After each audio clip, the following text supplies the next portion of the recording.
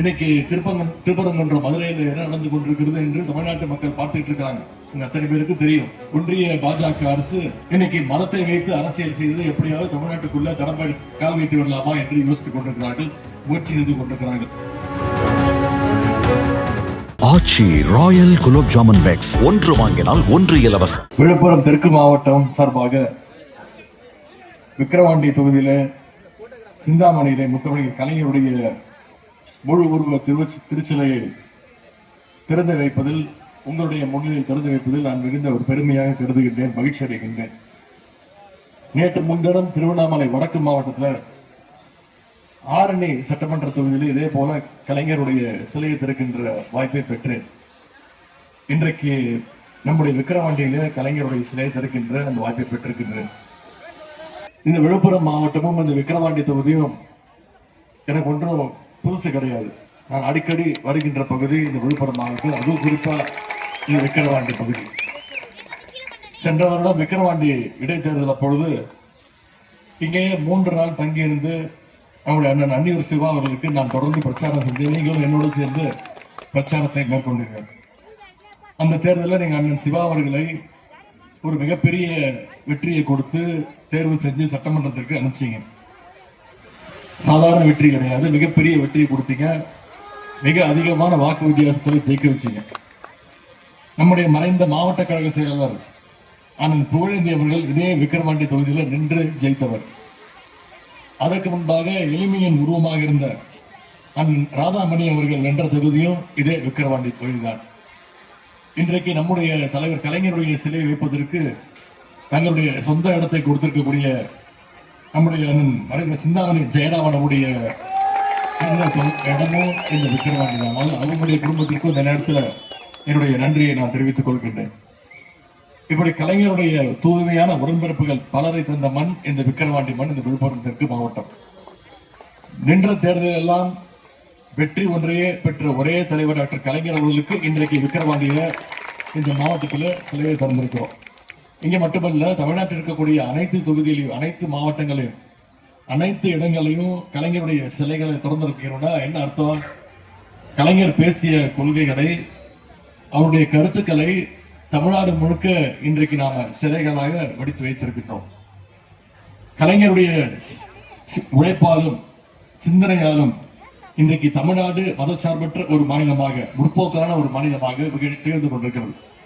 இன்னைக்கு திருப்பரங்குன்ற மதுரையில் என்ன நடந்து கொண்டிருக்கிறது என்று தமிழ்நாட்டு மக்கள் பார்த்துட்டு இருக்காங்க. அத்தனை பேருக்கு தெரியும். ஒன்றிய பாஜக அரசு மதத்தை வைத்து எப்படியாவது தமிழ்நாட்டுக்குள்ள, ஏன்னா மற்ற எந்த வழியிலும் தமிழ்நாட்டு மக்கள் தமிழ்நாட்டுக்குள்ள தங்களை அனுமதிக்க மாட்டேங்கிறாங்கன்னு தெரிஞ்சு இன்னைக்கு மதத்தை வைத்து அரசியல் செய்து எப்படியாவது தமிழ்நாட்டுக்குள்ள கடமை கால் வைத்து விடலாமா என்று யோசித்துக் கொண்டிருக்கிறார்கள், முயற்சி செய்து கொண்டிருக்கிறார்கள். அவர்களுக்கெல்லாம் ஒன்றே ஒன்று சொல்வேன். முத்தமிழ் கலைஞருடைய உடன்பிறப்புகள், கடைசி உடன்பிறப்பு இருக்கிற வரைக்கும், கருப்பு சிவப்பு கரவேட்டி கட்டியிருக்க கடைசி தொண்டன் இருக்கிற வரைக்கும் சங்கி கூட்டத்தை தமிழ்நாட்டுக்குள்ள என்றைக்கும் நாம அனுமதிக்க மாட்டோம். தமிழ்நாட்டு மக்களும் அதற்கு அனுமதிக்க மாட்டாங்க.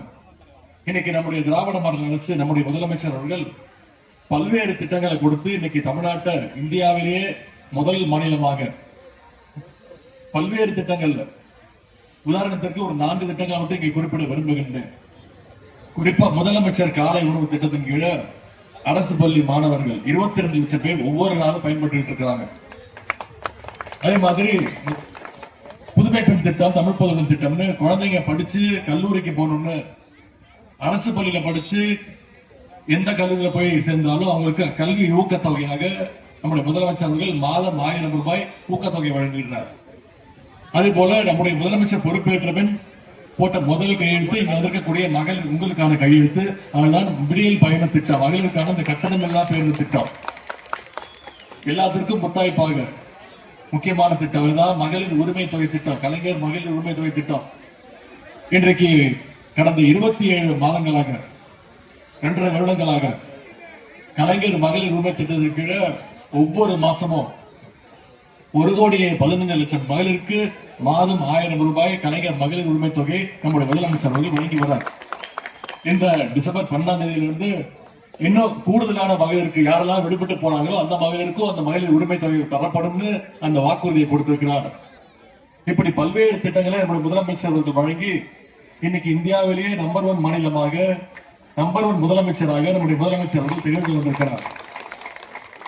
எனவே அந்த முதலமைச்சர் அவர்களுக்கு தமிழ்நாட்டு மக்கள் அடுத்த தேர்தலையும் வெற்றி வாய்ப்பை தருவதற்கு தயாராக இருக்கின்றார்கள். அந்த வெற்றி வாய்ப்பை இங்கு வந்திருக்கக்கூடிய உடன்பிறப்புகள் நீங்கள் உறுதி செய்ய வேண்டும். அடுத்த 3 மாதங்கள்ல தேர்தல் வரப்போகுது. இந்த தேர்தல் மீண்டும் அதிமுக தமிழ்நாட்டுக்குள்ள அனுபவிச்சிட்டீங்கன்னா, சென்ற 10 வருடங்கள்ல அதிமுக ஆட்சியில தமிழ்நாட்டை அதிமுக பாஜகவுக்கு கிட்டத்தட்ட வாடகைக்கு விட்டுருந்தாங்க. மீண்டும் ஒரு முறை அவங்களுக்கு வாய்ப்பு விட்டுட்டீங்கன்னா, இன்னைக்கு தமிழ்நாட்டை பாஜகவுக்கு அதிமுக வித்துருவாங்க. இன்றைக்கு பாஜகவுடைய அடிமையாக அதிமுக செயல்பட்டு கொண்டிருக்கிறது. பாஜக என்ன திட்டத்தை கொண்டு வந்தாலும் அதை செயல்படுத்துவதிலேயே, அதற்கு ஆமாசாமி போடுவதிலேயே இன்றைக்கு அதிமுகவினர் குறியாக இருக்கின்றார்கள். குறிப்பாக எதிர்க்கட்சி தலைவர் திரு எடப்பாடி பழனிசாமி அவர்கள் இன்று அண்ணா திராவிட முன்னேற்ற கழகத்தை என்பதை மறந்து அது ஒரு அமித்ஷா திராவிட முன்னேற்ற கழகமாகவே மாறி இருக்கிறது என்றால், அந்த அளவுக்கு அமித்ஷாவுடைய அடிமைகளாக இன்னைக்கு அதிமுக மாறி இருக்கிறாங்க. இதற்கெல்லாம் சரியான பதில் தருகின்ற நேரம் தான் வருகின்ற சட்டமன்ற தேர்தல், 2026 சட்டமன்ற தேர்தல். இன்று அடுத்த 3 மாதங்கள் இந்த ஆட்சியினுடைய சாதனைகளை, நம்முடைய அரசினுடைய கொள்கைகளை, திட்டங்களை மக்கள்கிட்ட கொண்டு போய் ஞாபகப்படுத்தி நீங்க தொடர்ந்து அந்த பிரச்சாரத்தை செய்ய வேண்டும் என்று கேட்டுக்கொண்டு, இன்றைக்கு கலைஞருடைய சிலை முன்பு அந்த உறுதிமொழியை ஏற்போம். மீண்டும் நம்முடைய திராவிட மாடல் அரசு நம்முடைய முதலமைச்சர் அவர்களை மீண்டும் முதலமைச்சராக அமர்த்தி தீருவோம் என்று கூறிக்கொண்டு, இந்த சிலை திறக்கின்ற வாய்ப்பை அளித்த கழகத்துடைய துணை பொதுச் செயலாளர் அன்புடையவர்களுக்கும், மாவட்ட கழக பொறுப்பாளர் சகோதரர் கௌதம் சிகாமணி அவர்களுக்கும், மாவட்ட கழக நிர்வாகத்திற்கும், ஒன்றிய செயலாளர் உள்ளிட்ட அனைத்து கழக நிர்வாகிகளுக்கும், கலைஞருடைய உடன்பிறப்புகள் மொத்த பேருக்கும் மீண்டும் என்னுடைய நன்றியை சொல்லி வாய்ப்புக்கு நன்றி கூறி விடைபெறுகின்றேன். நன்றி, வணக்கம். ஆச்சி ராயல் குலோப் ஜாமுன் பேக்ஸ், 1 வாங்கினால் 1 இலவசம்.